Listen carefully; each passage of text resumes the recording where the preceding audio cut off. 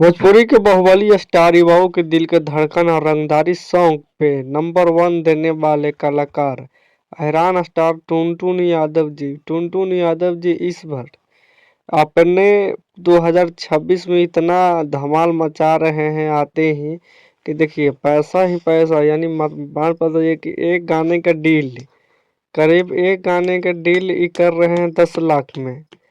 तो भोजपुरी इंडस्ट्री में सबसे इकलौता ऐसा कलाकार हो गए हैं और सबसे बाहुबली इंसान ऐसे हो गए हैं कि किसी पैसा के नाम नहीं, और अपने धुन में भैया बंडल के बंडल रुपया फेंक रहे हैं और इनको हर एक तरफ से पैसा ही पैसा आ रहा है। मान लीजिए कि ट्रक है और अपने गाने के माध्यम से तो धमाल मचा ही रहे हैं। तो वीडियो देखने के लिए धन्यवाद।